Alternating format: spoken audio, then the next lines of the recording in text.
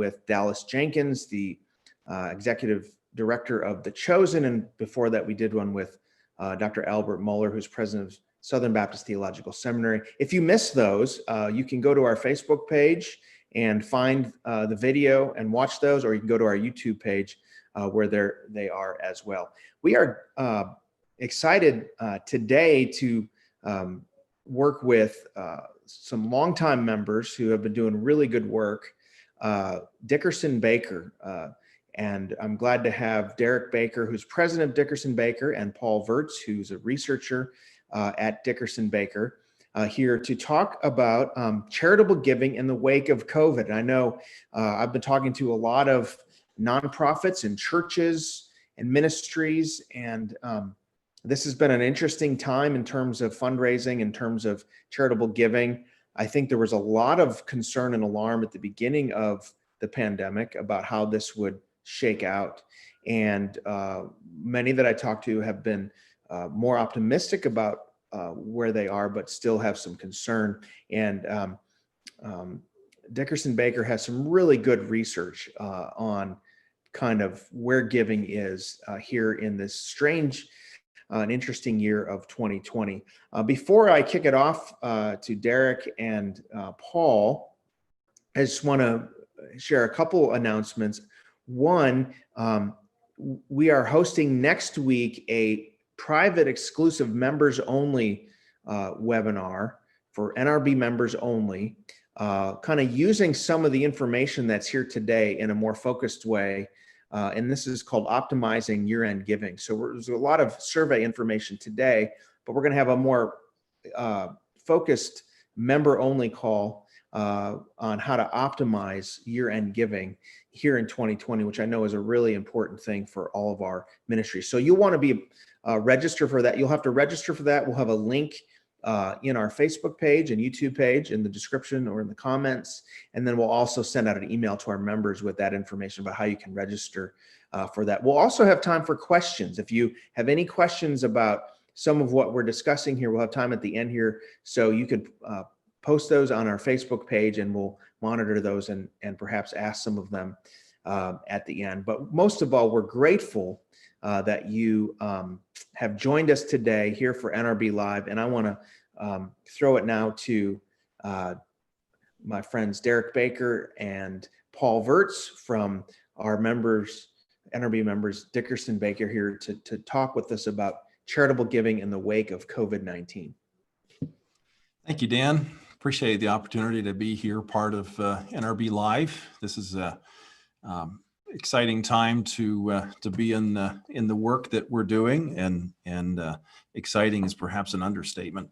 A couple of things that I want to do before we get started. I'm going to be introducing Doc Verts shortly. Dr. Verts, many of you know, he's well known to NRB. I believe he's been on the board of NRB in the past, been very involved within NRB over the years. Doc led this research study for us, and I'll be introducing him to join me shortly. I want to give a little bit of a callback to why we did the study.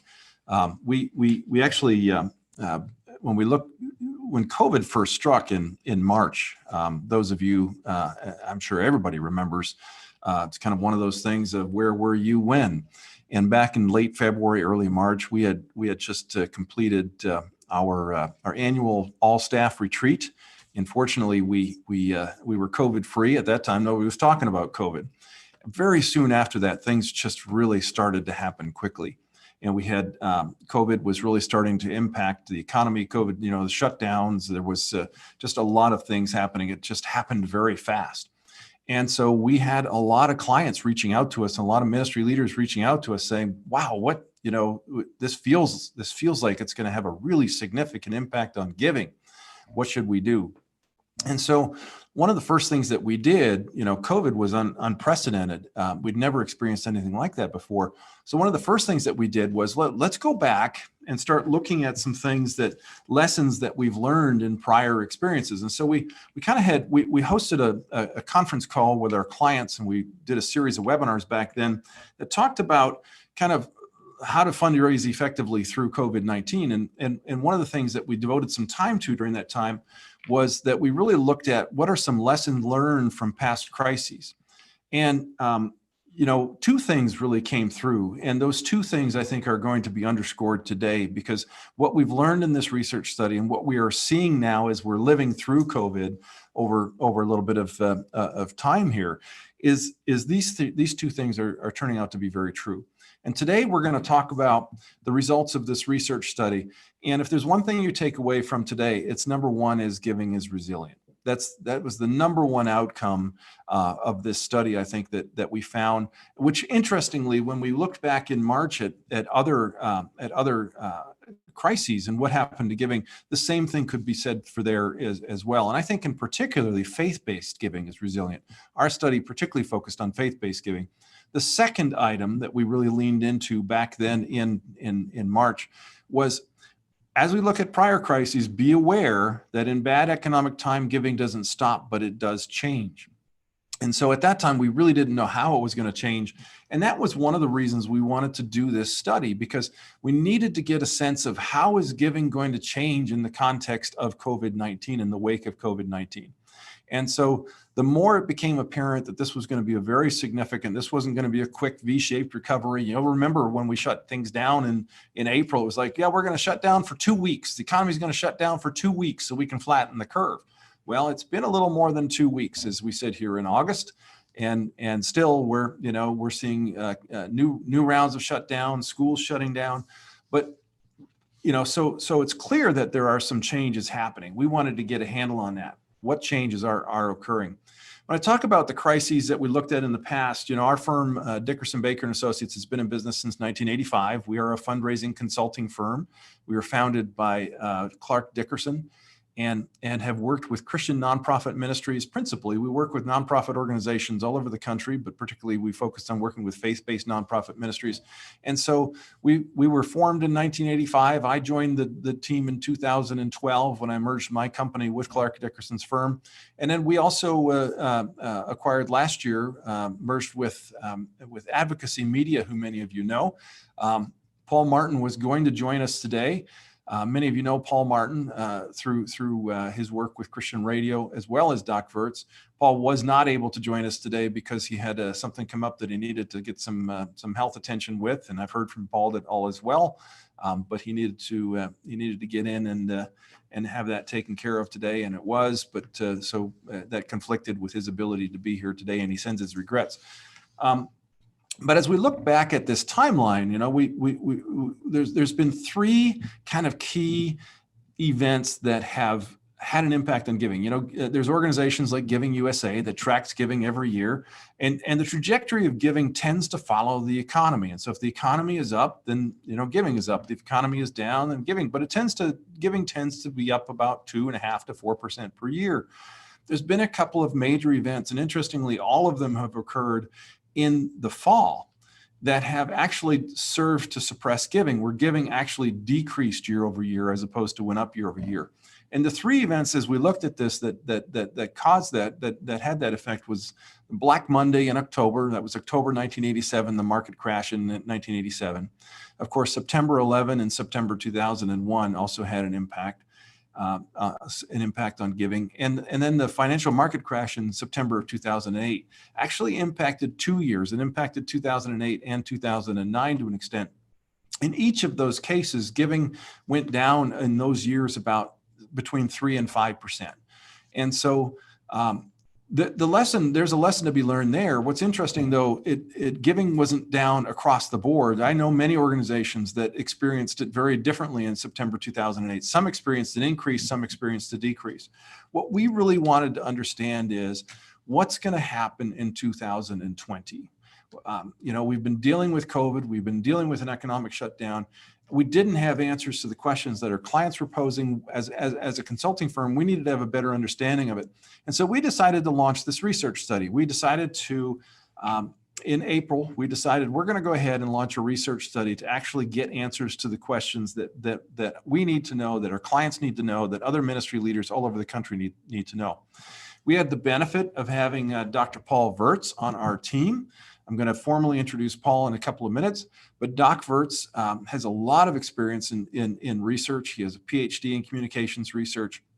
And so as we began to talk to Doc about what we wanted to do, what we wanted to learn, one of the things that Doc said was, well, listen, in order to do what you want to do, we're going to have to survey donors. In particular, we're going to have to talk to donors. And we were particularly interested in talking to mid and major donors at faith-based organization. Why mid and major donors?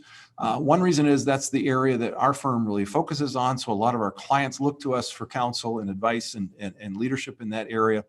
But also, as many of you know, that's a significant part of giving in this country, particularly to Christian ministries. And so for most of our clients and organizations that we deal with, mid and major giving is typically about 50% of the total giving to an organization. And so we wanted to really hone in on those. Another reason that we wanted to really hone in on mid and major giving, particularly the faith-based organization, was because some other studies had been done on more generalized giving and to giving to secular organizations. We wanted to particularly look into how is this going to impact faith-based organization, because that was really the area that we are passionate about and that we work with.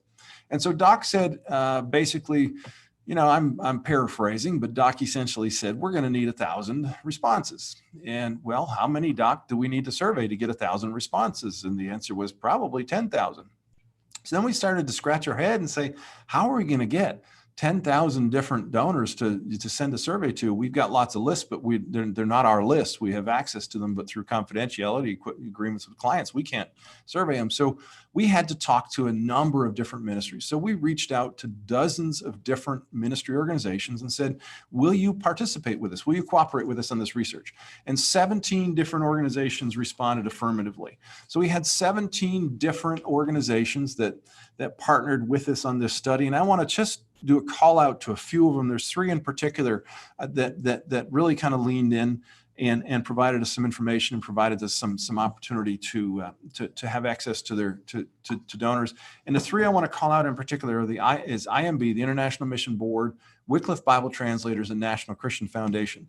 But without the help of these 17 different ministries essentially saying, yes, you can survey our donors, our mid-major donors, we would not have been able to do this study. And so I want to publicly thank and recognize all of those organizations that did that, because it was instrumental. And some of them, I'm sure, are on the line here today.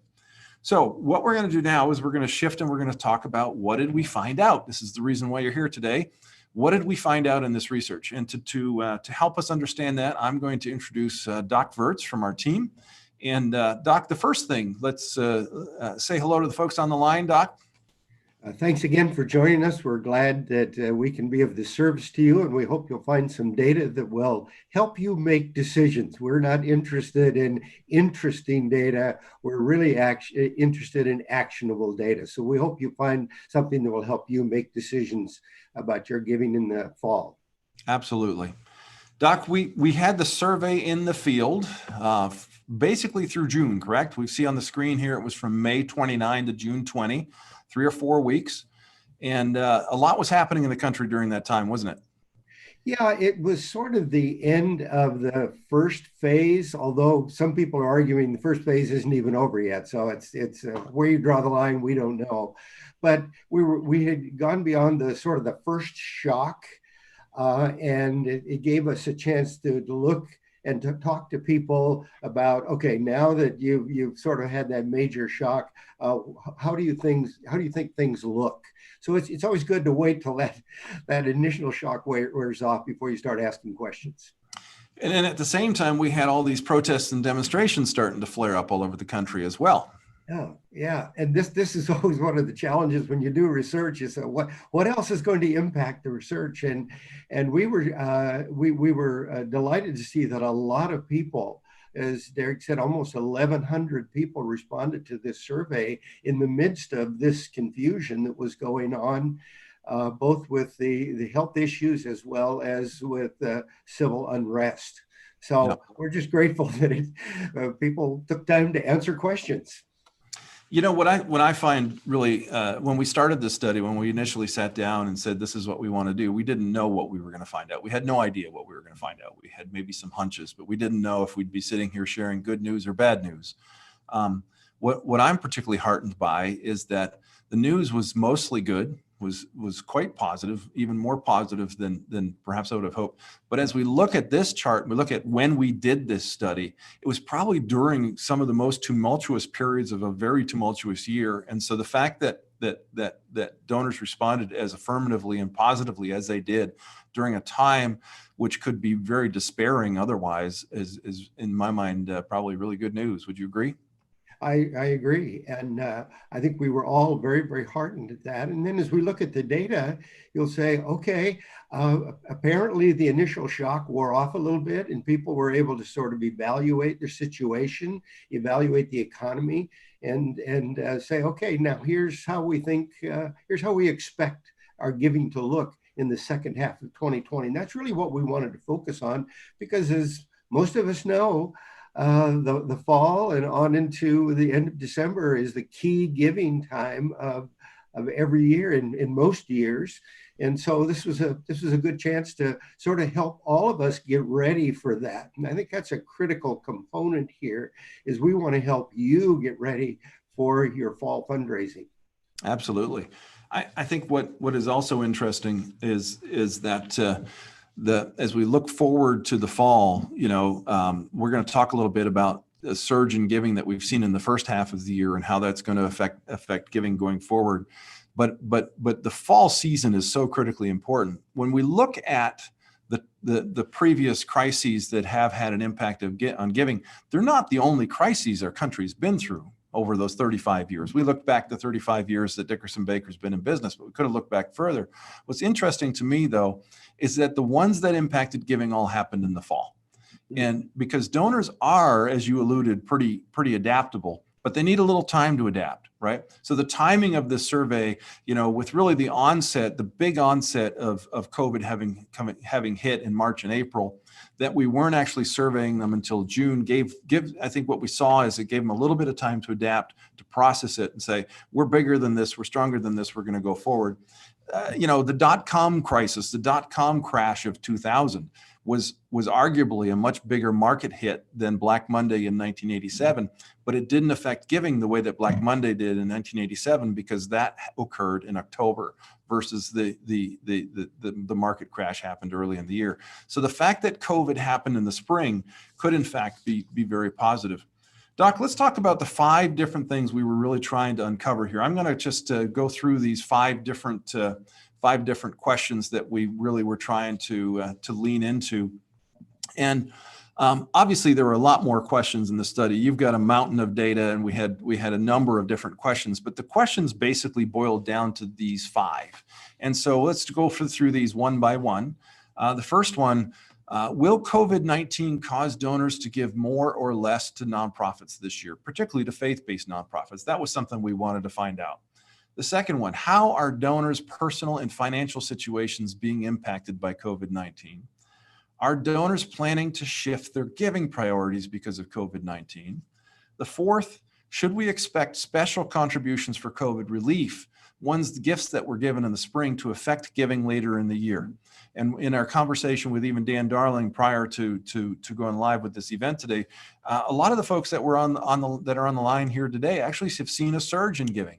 Christian Radio has seen a surge in giving. Others have seen a surge in giving. How's that going to affect later in the year? We're going to talk about that. And then the last one, how long until donors are likely to basically get back into the business of fundraising? So let's talk about these one by one. These are essentially the 5 pieces before we're done today, we're going to answer the questions on all of these. I want to say to folks, no matter which platform you are on, we have a number of folks on different platforms here today with NRB Live. There's a number of different ways you can ask questions. We want to answer your questions. So we're going to try to save some questions at the end of today's session, some time to answer questions at the end of today's session.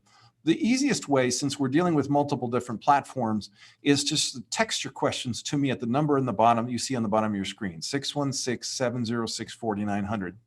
That's my mobile number. If you want to follow up with me for any reason or have any personal follow-up questions, you may do that as well. But that number is the number. If you have questions, you can also put them into the Facebook comments. You can put them in the Zoom chat screen. We got some folks monitoring those, but if you want those questions to come directly to me, we're going to save the questions till the end, but feel free to send those questions in during the course of the session if you have them, and we'll try to hold the last 10 or 15 minutes of the session to talk about the questions. Doc, let's start with that first question. Will COVID, what did the research say? What did the research point out to you about will COVID cause donors to give more or less to faith-based nonprofits this year? What did we see? Okay, well, one of the things I'm waiting for the screen to the chart to pop up. There we go. Okay, well, when we asked them about whether they expect their giving in 2020, and especially the second half of 2020, to increase, decrease, or remain about the same, what we found out is about 60% of the people said they expect that their giving will stay the same in 2020 as it did in 2019. Okay. There's a part of that makes me nervous because it's only 60%, isn't it? But what else? There's more to the story, isn't there? Yeah, there's more to the story. So instead of just asking as kind of a yes/no type of question, we gave a little scale, and we said, "Do you expect giving to increase significantly, increase a little, or if you see giving decreasing, is that a little, or will it be a lot?" So we gave them those choices. And what we found is that 60% of the people said they would plan on maintaining current giving from 2019, but about 25% said, yeah, we'll consider increasing our giving in the last half of 2020 compared to 2019. So the headline we see here, the big headline, is 85% of our major and mid-level donors are likely to give the same or more in the second half of 2020. And just by way of definition, roughly speaking, we say mid-level donors, people who give like 1,000 up to maybe 5,000 a year to a particular ministry. And then the majors would be those who give over 5,000 to the ministry. So the focus there is more than 80%, 85% said they plan to keep their giving the same or even increase a little. That's awesome. Let's talk a little bit about the green versus the red. What I'm seeing here, particularly the increase a little and decrease a little, more than twice as many folks actually said, so we got the 60% that say, we're going to do the same. We're going to hold steady. We're going to hang in there. We're going to give what we gave last year. But what's interesting to me is the light green versus light red in particular. The darker sections, the one that said we're going to increase significantly or decrease significantly, they kind of cancel each other out. But twice as many people, more than double, said we're going to actually increase our giving a little bit this year. And we're talking about the second half of the year versus decrease significantly. Yeah, and so typically what I like to do when I'm analyzing these data, I look at the middle, but then I look at the two extremes on either side. And when you see that a 21% increase a little versus 10% decrease a little, that tells me that it sort of tipped the scales in the direction of increasing. So I think altogether, this is really good news for all of us. It says that, I think it just says what you said earlier, Derric, all of our previous experience says giving doesn't decrease. If people don't stop giving, they just change a bit how they go about that. I run into ministry leaders all the time that tell me that they're really kind of surprised that they haven't seen a bigger hit or a hit from giving. I mean, some folks have, and we'll talk a little bit more about that later in this session, and particularly we'll dig into that next week when we talk about more of the practical application of this in optimizing year-end giving. But one of the things that we hear a lot from folks is that they've actually seen a bit of a surge in giving from the first half. And there's some data out there from companies that do donor analytics, that do analyze the data files for organizations that that have been actually sharing some of this and saying, listen, what we're seeing is a spike in giving in the first half of the year, and then layered on top of that, what we're hearing from donors in this study and what we've seen in other studies is that donors actually are intending to increase, that a healthy percentage of folks, a greater percentage are planning to increase and decrease in the second half, which suggests, I'm not going to say it's going to happen, but it suggests that in fact, 2020 may in fact be a bit of a banner year, and that we may see actually a strong boost in giving over and above 2019. Well, as you've indicated here with the gold, we've got the 85% number, but we've always sort of brought in and said, okay, folks, let's be realistic now. And when we look at it, about 40% of the people say giving is in play. That is, we could decrease, we could increase. And so I think that brings us sort of a little cautionary note there. And I think it not only is a cautionary note, but it's a significant challenge. What are we doing to increase the likelihood? We can't guarantee, but increase the likelihood that your particular ministry will be on the increase side and not on the decrease side. And again, we can't. Absolutely. And we're gonna dive more into that later in the session, and also next week. I want to jump to the next question here, but before I do, I just want to lean into again. Back in March when we did our client conference call and the series of webinars, and one of the things that we really pressed hard on at that time was, listen, folks, be careful that you're not making assumptions about donors. And I had learned this lesson the hard way personally back in 2008.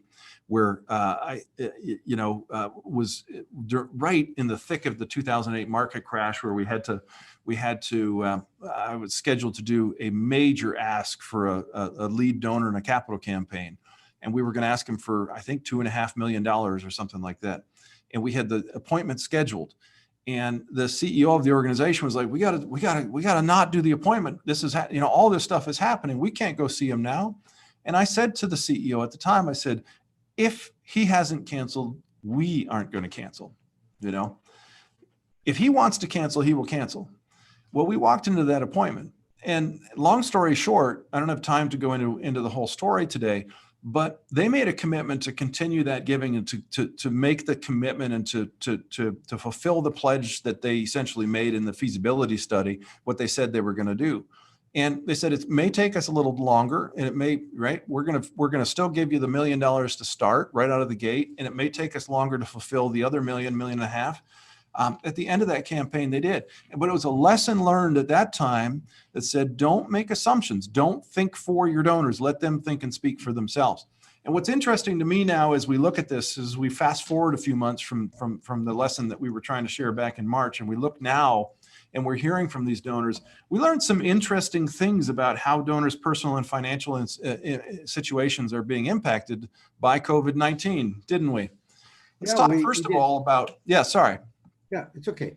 Yeah, we know that there are a variety of ways in which people can be impacted. So we asked a pretty general question, and we gave them a laundry list of different possible impacts that their families could have experienced during this time. And what we were pretty surprised at is that nearly 2/3, 64% said their family or their households were not significantly impacted. This was a huge surprise. We didn't see this coming at all. 2/3 saying there's really been no impact.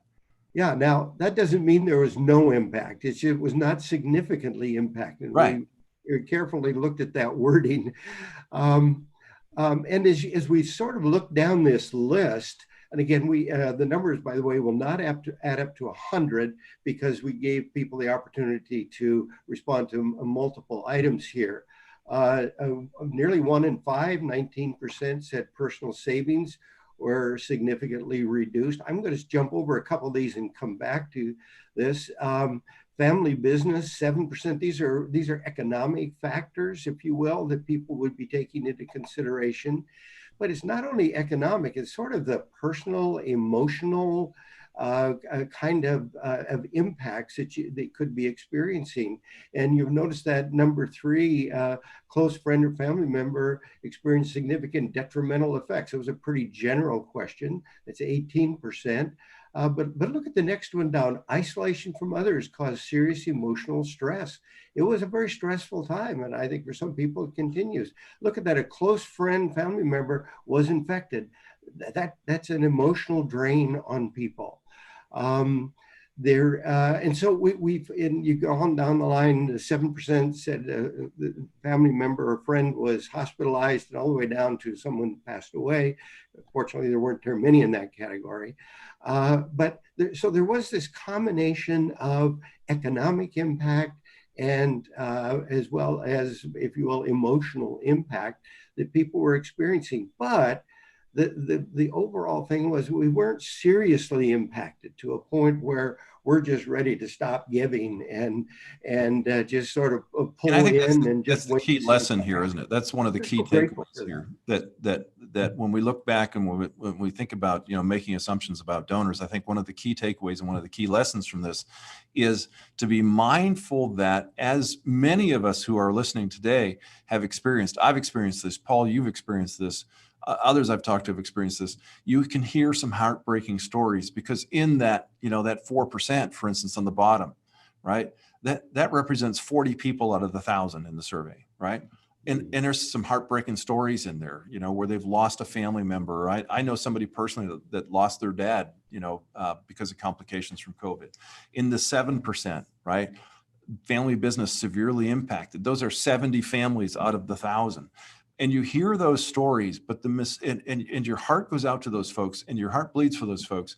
And those are real situations and real stories. It's not to diminish that real pain, but the mistake we can make as fundraisers, and the mistake many fundraisers make, is to take those stories and basically generalize them to everybody else and assume that everybody's in the same boat and everybody's suffering and and what you hear from the media and what you're seeing. But the reality, what the donor study said, right? And I want you to talk for just a couple of minutes, Paul, or just a minute or so about the importance of the 1,000, the sample size here. I know that there's some people on the line, who have a very good understanding of statistics. And I've taken all of one statistics class during my MBA, and it was well enough for me. But why was the 1,000 so important? And why can we take what we're learning from this study based on that sample size and really use this information to help us guide our planning? Well, in research, Derric, we talk about confidence levels. How confident can I be that, for example, if I did this study 95 times, would the findings come within this range of numbers? And so what we did by getting 1,000, and we started out thinking we were only going to get like 500 or 600, and we are just so grateful that it went up to 1,000, because the larger the numbers, by and large, the greater your level of confidence that the findings really are valid, and there's something you can bank on. And so with all of the findings we have, you can say plus or minus 3%. And if you read the news, you'll see Gallup talking about this all the time, or the Pew Research people. So they are always telling you how confident can you be? And the narrower that range, the more confident you can be that you have. So we were so grateful we got over 1,000 people, because that just raises the level of confidence in the findings. So those folks that are on the line today, mostly faith-based organizations, and this was mostly a study of donors to faith-based organizations, can have 95% confidence that what we're presenting here today is consistent with what they're probably seeing in their own market. Mm-hmm. It certainly is. And I think the key thing is to remember that people are being impacted, some not significantly, but there are certain kinds of impacts. And I think that what this points to is that we need to be in touch with our donors and finding out in what ways they have been impacted, and adjust our messaging accordingly. Absolutely. Let's talk about this next slide, which talks about how donors feel about the economy. This is important because one of the most significant indicators of giving tends to be similar to business. One of the most important indicators of economic growth is consumer confidence. One of the most important indicators of growth in giving is donor confidence in the economy. And so the more confident donors feel about the markets and about the economy, the more likely they're going to give, more generously than normal. And so we wanted to find out, how are donors feeling about the economy? What did we learn, Paul? Well, so we gave them some choices. We said, do you think the economy will rebound by the fall? Again, the data were collected in late May and in early June. Or do you think it would be the end of 2020 before it rebounds? And then we went right on up to like mid, a year from that particular point in time, more than a year. Or is it not going to be a rebound for a very long time? So we gave them these choices. And what we found is there were actually slightly less than 10% of the people, 7% said by the fall. Nearly a quarter said, we think by the end of 2020, the largest percentage in responding to this, people said by mid 2021, that would be approximately June next year, May to June next year. More than a year, 27%, and then 9% said not for a very long time. So we've got this variety of responses, but what it indicates is about nearly 2/3 again expect that the economy will rebound in a year or less. That's great. That's interesting. It's, folks, I think are past expecting a very quick V-shaped, bounce back. I know that early on there was talk about, oh yeah, this will bounce back even before the election. But at this point, people are taking a little bit more of a longer term view of it, but still overall feeling pretty confident about the overall state of the economy. I want to skip ahead. The next slide talks about some of the specific reasons. I want to cover this one very quickly and then skip ahead to the next question because I want to be mindful of time. Like I said earlier, there's a mountain of data we could talk about here in this study, and there'll be more that we release in upcoming months. But one of the interesting things about the reason why we dug into folks who are giving more or giving less. And what's interesting to me is that 9.4% of the folks who responded to the survey and said they're actually going to give more said they're going to give more because their financial situation is better this year, versus less than 6% that said their financial situation has declined. To me, that's it underscores, don't make assumptions about your donors. We actually heard from more people that their situation had improved than what we heard from folks about their situation had declined. The other interesting thing about this I want to point to really quickly before we shift to the next question is how much on that right-hand side of the screen people are really focusing in on. This is a testament to me, this is a testament to the American Christian giver. The evangelical donor that says, you know what, the last one there, others can't give, we're going to step up and fill the gap. Needs are just much greater, irrespective of our financial situation. Nonprofits I support are facing shortfalls, we are going to step up. And those were all significant responses from folks. And I think it's heartening to know why people are giving more. I want to move forward though, out of the interest in time. Let's talk about the next question that we were really trying to address is, are donors planning to shift their giving because of COVID-19? We really encountered this question from, some broadcast ministries, for instance, were saying, are they going to give less to broadcasting because they're shifting giving to other areas? Are they going to give less to, we had global ministries asking, will they give less to global ministries because they're giving to because they want to give locally? Paul, what did we find out? Well, we found out that people's giving priorities really are not changing, and they don't plan to change those giving priorities in the rest of 2020. 92%. It's incredibly strong number saying we plan to give to the same nonprofits as we gave has given in other years. Only 8% said we're going to shift some of that money elsewhere. And I think this is the difference, Derric, between the faith-based and the general donors who give to other nonprofits, secular nonprofits. The incredible faithfulness and the loyalty to ministries is very, very strong, as I think this showing. And we've asked some other questions that help tap into this, and they all point in the same direction.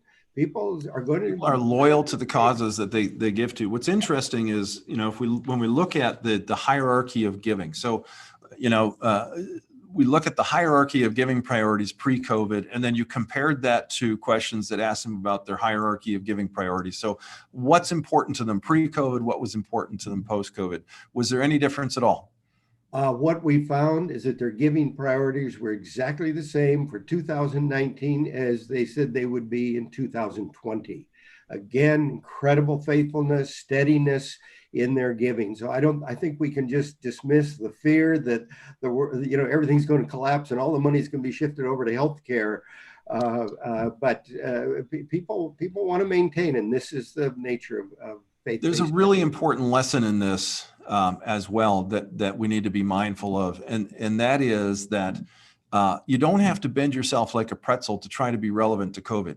Donors, the things that are prompting donors to give, the things that are in their heart are the same, pre-COVID as post-COVID. Now, this slide looks a little bit at that 8% slice, that small red slice of the pie from the previous slide. We talked about, okay, who's likely to give more or shift giving, and those that are planning to give more and planning to give less. This is a little bit of a complicated slide, Paul, and I want to be careful that we don't dig too deep into this in the time that we have, but give me the highlights of this, of what this is telling us. Okay, the highlights very simply are, if you look at the blue bar all the way down, those are the percentage of people who say we're going to give the same amount second half of 2020 as we gave in 2019. That's so again, that steadiness is there. On the left side of this chart, what you see is that people say, you know what, we anticipate increasing giving to these particular causes. And over in the right-hand side, the red, you see, well, here's where we plan to decrease. What you'll notice is that the increase, the left-hand side, the green is stronger than the red almost all the way down. But one of the things we want to point out is that outreach and evangelism, again, that was the top cause people planned to give to in 2020. And 18% said, you know what, we're thinking of increasing that again, because they know people are hurting with all this pandemic and fear and whatnot. But we also noticed that the number two is 20% of people said, you know what, we're thinking of increasing our giving to meet the needs of vulnerable and disadvantaged people here at home. And a little less so if you look at that international relief and development, about 9%. But those three causes represent where most of that increase is likely to go. Well, guess what? If you're in broadcasting, outreach, evangelism, and discipleship is what God has called you to do. And right. I think it's very encouraging to those of us in the field of broadcasting that people are likely to increase. And this is, again, part of this whole picture we're trying to present for you. Let's talk now about those special gifts that came in the spring. What we've seen is that I know that we have a lot of broadcast ministry clients. Back up, Melanie, go back. I know that we have a lot of broadcast ministry clients and other clients that saw a surge of giving in the spring. And so right in the aftermath of COVID, folks stepped up. And I think, of the survey that we did, of the over 1,000 folks that participated in the survey, what percentage, Paul, said that they made a special gift for COVID relief in the spring? Over half, correct? Yeah, 53% of the people said they had already, when they did the survey, they had already made a gift to COVID relief in some manner. Right. So we've got more than half of the donor population is telling us that they made a gift, a special gift for COVID relief, in the spring, a special major gift, particularly for COVID relief, because we specifically asked if it was a major gift over $1,000. And what we wanted to find out was, because a lot of the clients were asking us, what's going to happen? Doc Verts, he gives us, $5,000 a year at Christmas time. Normally, he just gave us 10.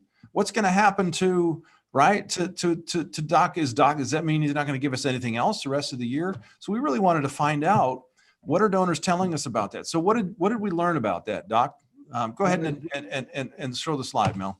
Yeah, as we move forward here, one of the things you'll notice, let me show you the upper right-hand quadrant. 26% of the people said, right now, when we did the survey, we're not certain about how those special gifts will affect giving. But 71% said, oh, those were special over and above our regular giving, and it really won't affect our giving later on.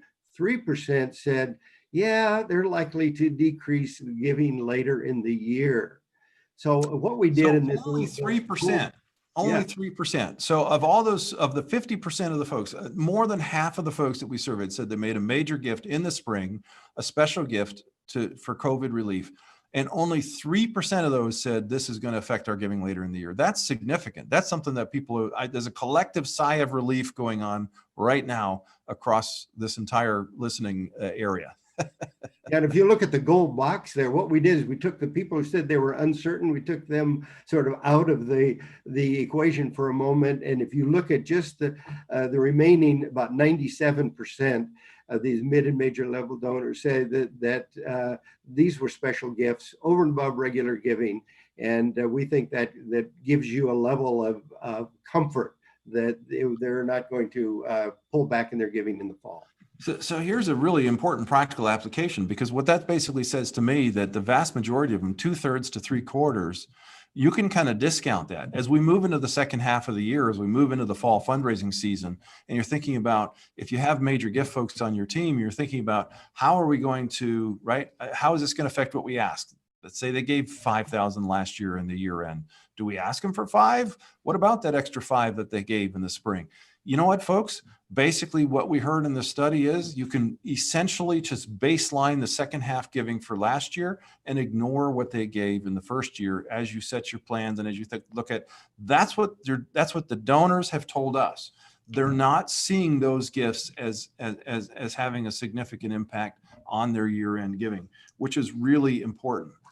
And let's jump to the last question that we're really trying to grapple with here is what, fundraising is, particularly mid-major fundraising, is a relational game. And what we're finding is that a lot of organizations had to cancel their events in the spring and are asking us, should they reschedule in the fall? What should they do? So we wanted to find out how willing donors are going to be in the future to attend fundraising events or meet with fundraising personnel. And one of the things that we talked about was, okay, let's assume that current trends continue. Let's assume, right? So assuming that the trends that were in place in June continued forward, what's the likelihood that you'd be willing to meet with fundraising personnel right now, attend an event right now, and then as you project out to the future, how do you expect that to change? And what did we find out there, Paul? Well, we gave them several choices in the question. The first one was, would you be ready to meet with a ministry representative, let's say the executive director, a major gift officer right now? Or would you rather wait for another month or two, or maybe sometime before the end of the year, or not until there's a vaccine for COVID? And here's what we found. One-on-one meeting, 47% have said, hey, we're ready to meet right now. Another 17% said next month or two before the end of the year, an additional 12%. So if you look at all of that together, that's over 80% that said between now and the end of the year, we're ready for those one-on-one meetings. A little less so, particularly on the ready now for the small group gathering to discuss a project, let's say in a home or in a church. But what we found out is that people are going, you know what, we're a little skittish about those fundraising galas and banquets, or even these weekend fundraisers at resorts or conference center. Let's hold off with those for right now, but we're ready to talk right now. And so we thought this was really encouraging for those who are doing mid-level and major donor gift solicitations. Yeah, I find this very heartening. There are indeed on those larger gatherings, as you would expect, a certain contingent of folks, anywhere between 20% to 42%, depending on the larger gatherings, but let's say between a third and a half. And we did find, if I remember correctly, some correlation there between age. Obviously folks that are at higher risk are going to tend to want to be more cautious. But what surprised me most is that in each of these categories, the number of folks that are pretty much prepared to engage in these activities is greater than half. And the takeaway for me, and this is particularly, I think, is when we look at the one-on-ones, I'm saying to folks all the time right now, listen, get off the phone, right? When we were counseling clients back in March, we were like, okay, the thing to do right now is just phone, right? Work the phones, right? Work the phones, because right now, nobody knows what's going on. Everybody's right. Everything's shut down. We're all going into quarantine. Just pick up the phone and call your donors and talk to your mid-major donors in particular. What I'm counseling folks now is get out there and see your donors. And go back to the slide, Mel. When we're looking at these numbers, when we look at the 1 or 2 months, right, that say we're in that period right now, right? The period where we're in is the 1 or 2 months, because this study was in the field in June. And so we're really looking at almost 2/3 that right now are ready to meet with fundraising staff or attend a small group. It diminishes to the bigger events as you go. And so clients that are sitting on the phone, or clients that are talking to us, and others that are sitting on this call today, if you have an event scheduled in the fall that was already on the schedule and you're thinking, do we go forward or not go forward with it? I'd say go forward with it. Social distance. One of the things that we asked in this question is, assuming that protocols are in place, assuming social distancing and other protocols are in place, right? You will get folks that will come out to the event, but then you live stream it, you social distance it, maybe get 50% of the people in the room, right? But if you can live stream it, but the idea that folks have that right now all that you can do is fundraise virtually is patently false based on this, isn't it, Paul? Yes, it certainly is. And I think another thing that we see a lot of people relying on is Zoom only, not just phone calls, but Zoom calls too. Absolutely. And it's really hard to have the sort of personal engagement and rapport with Zoom that you can in person. And what I would say to folks is as you're asking for an appointment, don't make it a yes or no question, right? I've had folks say to me, yeah, but if I ask for an appointment, they hedge on it. And if you ask for an appointment, if you're going to do a major gift call or any other contact, you want to visit with a donor, what you do is you just call the donor and you say, we'd love to meet to talk about this project or some of our year-end needs. I know as you're thinking about your year-end giving, would you prefer to do it via Zoom, or would you prefer to meet in person? And I think what you'll find, what's interesting, we're in the midst of a bunch of capital campaign feasibility studies in our firm. Back in March and April, we had a lot of these put on pause that are now we're trying to keep up with the number that are starting to reboot. So we're in the midst of a number of feasibility studies that went on pause that we're now doing. And our consultants are giving the choice to not just the clients, but also to the donor to say, listen, we'd love to have you participate in this feasibility study. We have some questions we'd like to talk with you about. Would you like to meet in person, or would you like to meet via Zoom? Your choice. We're happy to do either. If you meet in person, we'll have these protocols in place. 75 to 80% are saying we'll meet in person. And that's completely consistent with what we're seeing in the data here. And so our experience with donors, so my message to folks that are listening today is get about the business of fundraising, right? Don't worry. Be sensitive to donor needs, give them the opportunity, but go about the business of fundraising, because donors are ready to meet. Donors are ready to give, and donors are ready to meet. Doc, I want to thank you for your leadership and for your help in this research. We're getting close to the top of the hour, and I know we dove in on a couple of things here. I want to very quickly kind of jump into some application, but I want to make sure that folks are aware that next week we will be doing another discussion. We'll be diving a little bit into more of the practical application, how to use this information to optimize your year-end fundraising, and I want to make sure that you join us on that. Dan mentioned it, that is registration for NRB members only. And so if you are an NRB member and want to participate in that, the NRB will send you the link to do so. A couple of things that I want to make sure that people are mindful of from a practical application standpoint. 3 things I want to leave you with before we end today in the few minutes we have remaining. And there's 3 ways to really apply this. And like I said, we're gonna dive into this deeper next week in terms of your engagement, in terms of your messaging, and in terms of setting expectations and goals. 3 key takeaways from this today. When it comes to donor engagement, I've already said it, 80% of folks are willing and ready to meet in person or in small group in a small group gathering. So don't hesitate to get out there and meet with donors. Don't sit back and don't accept that donors will only meet via Zoom or that you can only do your job via Zoom. Our experience and our research is showing that donors are ready to meet. 80% of donors are willing to meet with you. So be attentive to their needs, but don't hesitate to get out and meet with them. When it comes to messaging, a few practical applications I want to share. Number 1, don't hesitate to talk about needs. Donors are particularly in tune with needs right now. This is what we learned from the study. They want to give to needs. And so a lot of times we're a little hesitant to put the need out there and to be assertive in our fundraising. Folks, this is a time when you can be assertive in fundraising and really talk about not just the needs that you're trying to fulfill, but also your organizational needs. That's what donors want to know right now. Where do you need the help? They want to help, they want to give, they want to step up. That God is calling them to do something. They want to invest in ministry. It's our jobs as fundraising professionals to make sure that we're doing a good job of communicating those needs. For those 80% of folks that are willing to meet with you, I'd try to meet with them, particularly the mid and major donors. But for those folks that you can't see, lean into the messaging. You have to have compelling messaging for those folks to make sure that you're leaning in and getting and that they're seeing what they need to see from you and hearing what they need from hearing from you. And if that's on air, having the microphone is a beautiful blessing, right? And make sure that you're communicating those needs well.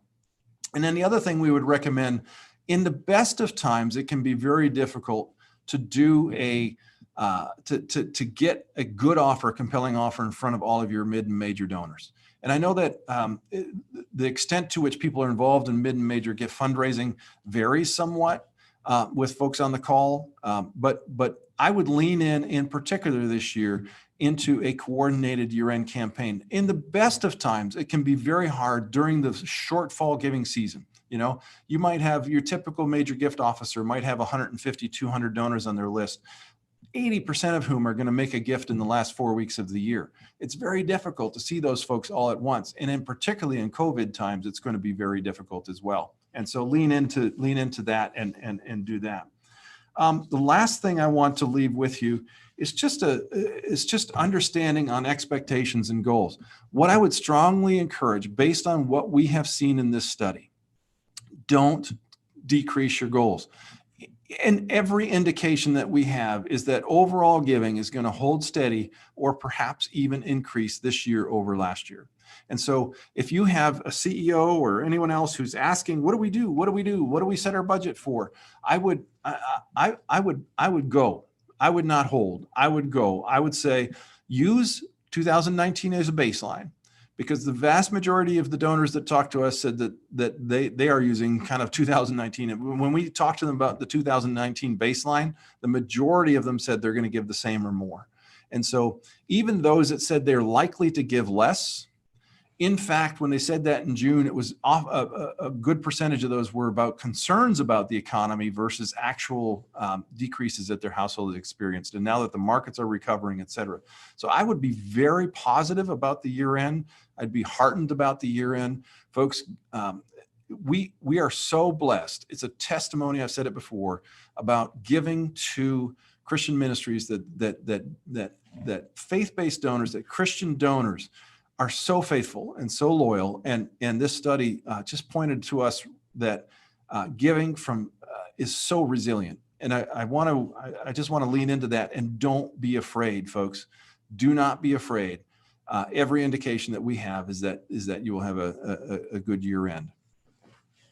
I want to leave you with the opportunity, if you have questions specific to your situation, and then I'm going to punt it back to Dan to close us out. It's the top of the hour, but if you have questions, you can feel free to reach us.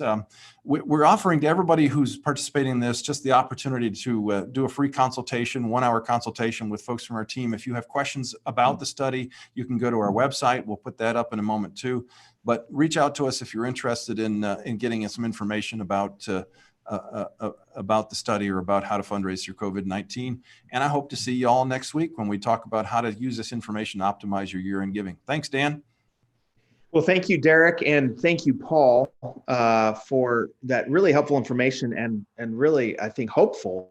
You know, there's not a lot of good news that we're hearing every day, at least that the media and other places are reporting. But just to hear the faithfulness and the stability of donors to Christian ministry, it's not always fun to talk about money and donors, but this is people investing in our ministries, which are faithful gospel ministries, getting the gospel around the world. So it's really encouraging. And I want to urge folks to take up DickersonBakker on this offer of a free consultation. And if you're an NRB member, we're going to have even more really narrowly specific help from Derric and Paul and their team next Thursday at 3 p.m. Eastern time. It's a special member-only webinar. If you want to register, we will send you an email if you're an NRB member, and you can do that. We want to encourage you to do that. This is really important as we head into the year end.